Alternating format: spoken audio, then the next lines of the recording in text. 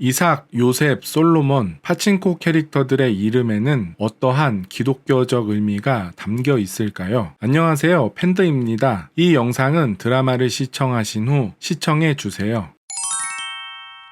하나는 솔로몬에게 미국에 가자고 제안합니다. 一緒にさアメリカに駆け落ちしようや。そんなお金ないやろ。出所さえ気にせえへんかったら金なんかどうにでもなるで。何言うてんねん。大事なのはその出所や。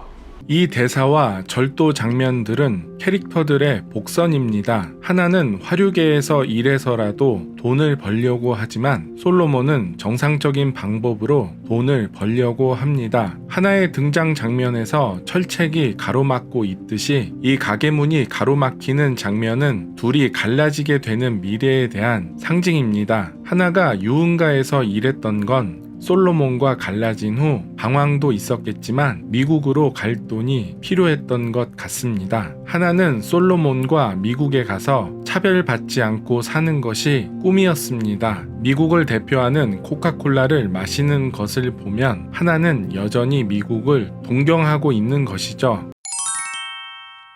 고한수는 수단 방법을 가리지 않고 돈을 벌려고 하지만 네 그거 하나 잘 사는 것보다 어떻게 잘 살게 됐는가 그게 더 중요한 기라. 선자는 결과보다 과정을 중요하게 여깁니다. 손자인 솔로몬 역시 과정을 중요시하죠. 7화는 주판이 클로즈업 되는데요. 고한수 캐릭터의 특징은 셈을 잘한다는 것입니다. 그러니 이 주판은 고한수의 정체성을 상징하는 아이템이죠. 반면에 선자의 정체성을 상징하는 아이템은 김치입니다. 선자 장면에서 김치가 반복적으로 등장하는 이유는 선자가 일본으로 건너간 뒤에도 조선인으로서의 정체성을 잃지 않고 살아가기 때문에 김치는 선자의 정체성을 상징하는 아이템이기 때문입니다.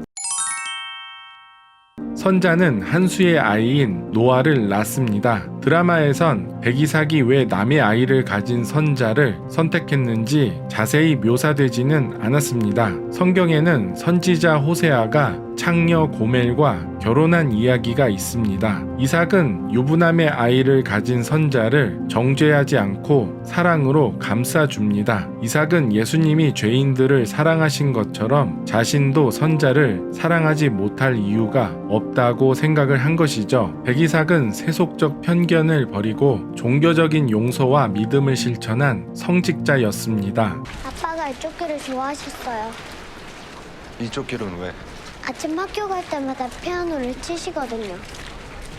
아빠가 그거를 좋아하셔서. 백이삭은 주변을 둘러보면서 인생의 길을 걸어왔다면 고한수는 인생의 지름길만을 걸어왔습니다. 네 주변 그 누구보다도 앞서가야 돼. 내일은 지름길로 가고 바보들이나 돌아가는 거야. 이런 대사들을 통해 백이삭은 지름길을 버리고 돌아가는 길을 선택한 캐릭터로 비유하고 고한수는 인생의 지름길을 선택한 캐릭터로 비유한 것입니다. 7화에는 세 가지 특징이 있습니다. 먼저 화면비가 5대3이라는 것과 춤추는 오프닝 크레딧이 나오지 않습니다. 그리고 원작에 없는 에피소드입니다. 화면비에 대해 궁금하신 분들이 많으셨을 텐데요. 그랜드 부다페스트 호텔의 경우 시대별로 화면비가 달라지는 식으로 화면비를 이용하였는데요. 파친코 7화의 화면비를 4대3이라고 잘못 알고 계시는 분들이 많으실 텐데 4대3은 옛날 TV의 화면비가 4대3이고 7화는 4대3이 아니라 FHD의 화면비인 16대9에 가까운 5대3 화면비입니다.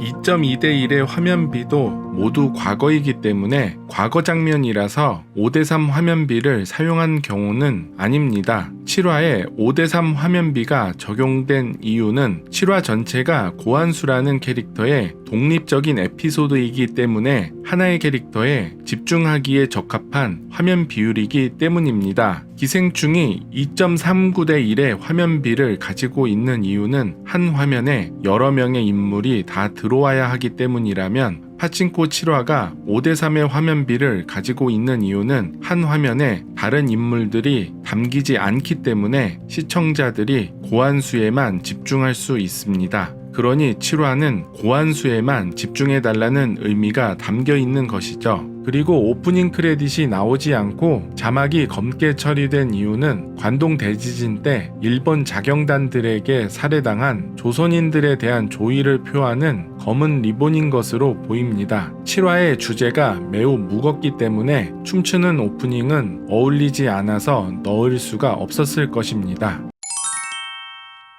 7화에 묘사된 관동 대지진 장면들을 보고 저는 일본의 대표적인 영화 감독인 구로사와 아키라의 일화가 떠올라서 관동 대지진 당시 구로사와 아키라 감독이 겪은 일화를 소개해 드리겠습니다. 관동 대지진 때 발생한 조선인 학살 사건은 이런 어둠에 겁먹은 사람들을 교묘하게 이용한 선동자의 소행이었다.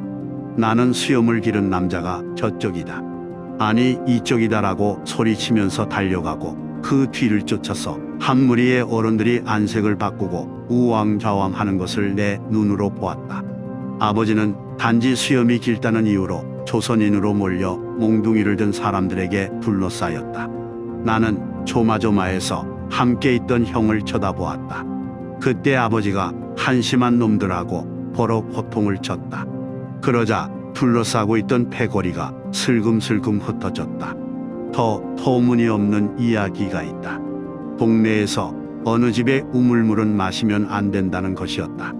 왜냐하면 우물 바깥 담장에 분필로 쓴 수상한 기호가 있는데 그게 조선인이 우물에 독을 풀었다는 표시라는 것이다. 어이가 없었다. 이실직고하자면 그 수상한 기호란 건 내가 쓴 낙서였기 때문이다. 나는 그런 어른들을 보면서 인간이라는 것에 대해 고개를 갸우뚱하지 않을 수 없었다. 이 방송은 보시는 스폰서의 제공으로 보내드립니다.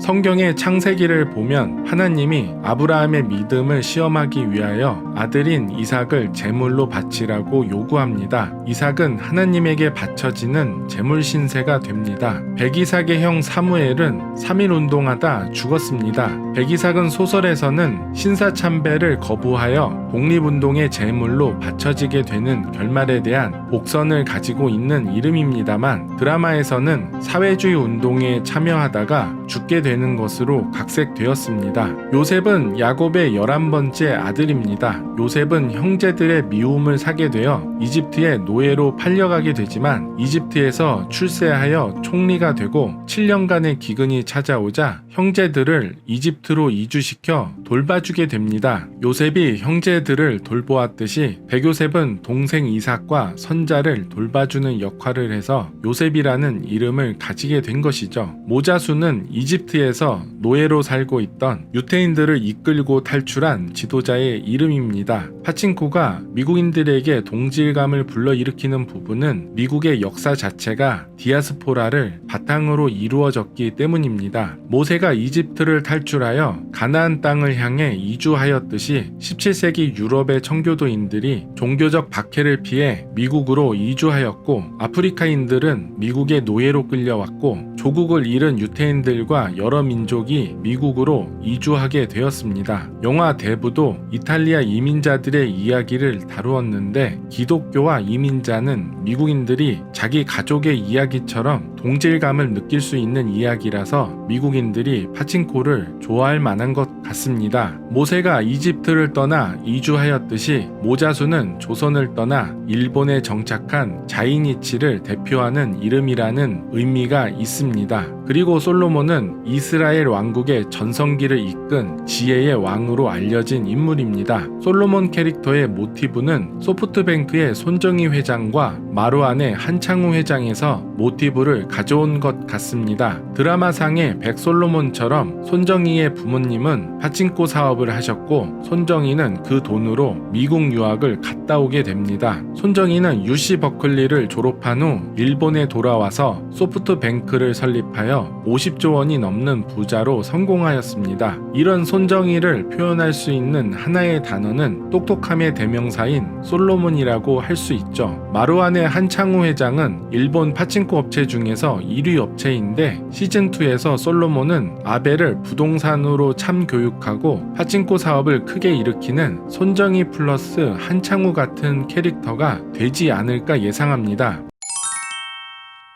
역사의 격동기를 거치면서 어디로 튈지 모르는 쇠구슬처럼 살아온 자이니치의 삶을 한 단어로 표현할 수 있다면 그것은 파친코일 것입니다. 지금까지 3편에 걸쳐 파친코 시즌 1에 대한 해설을 해드렸습니다. 저는 피해자의 시선으로 피해 사실을 알리는 것에서 그치지 않고 고난을 어떻게 극복해 나가는지를 보여준 점이 좋았다고 생각합니다. 분명히 역사는 우리를 망쳐놨습니다. 하지만 그래도 우리는 다시 일어났습니다. 한국의 문화적 영향력이 커진 덕에 이렇게 애플 TV 플러스를 통해 한국의 역사가 세계에 널리 알려질 수 있게 되어서 참으로 기쁜 일이라고 생각합니다. 앞으로 시즌2도 잘 되어서 보다 많은 외국인에게 한국의 문화와 역사가 잘 알려질 수 있게 되면 좋겠습니다. 여러분은 시즌1을 어떻게 보셨나요? 댓글로 여러분의 의견을 남겨보세요. 영상이 재미있고 유익하셨다면 구독, 좋아요, 알람 설정까지 부탁드립니다. 다음 영상도 재미있고 유익한 내용으로